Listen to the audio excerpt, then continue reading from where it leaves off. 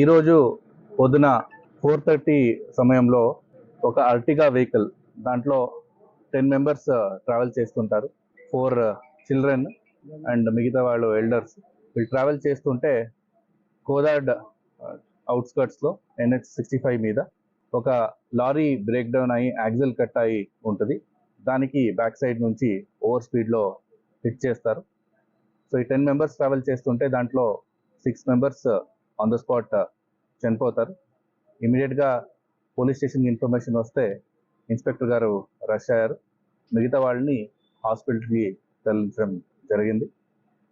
ఇప్పుడు డిసీజ్ దాంట్లో 5 members elders ఉన్నారు, ఒక 4 years గర్ల్ ఉంది. ఇంకా సర్వైవ్ అయిన దాంట్లో నాగమణి అని ఒకరు ఉన్నారు, మిగతా 3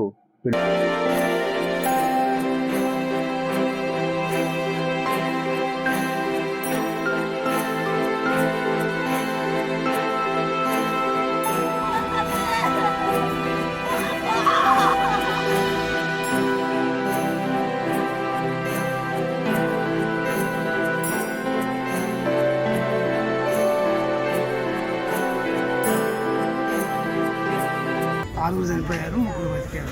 ఈరోజు పొద్దున 4:30 సమయంలో ఒక అర్టిగా వెహికల్, దాంట్లో 10 మెంబర్స్ ట్రావెల్ చేస్తుంటారు. 4 చిల్డ్రన్ అండ్ మిగతా వాళ్ళు ఎల్డర్స్. వీళ్ళు ట్రావెల్ చేస్తుంటే కోదాడ్ అవుట్స్కర్ట్స్లో NH65 మీద ఒక లారీ బ్రేక్ డౌన్ అయ్యి యాక్సిల్ కట్ అయ్యి ఉంటుంది. దానికి బ్యాక్ సైడ్ నుంచి ఓవర్ స్పీడ్లో హిట్ చేస్తారు.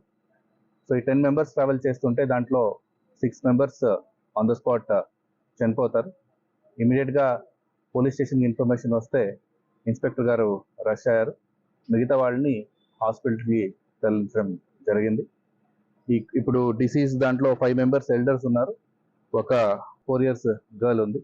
ఇంకా సర్వైవ్ అయిన దాంట్లో నాగమణి అని ఒకరు ఉన్నారు, మిగతా 3 పిల్లలు ఉన్నారు.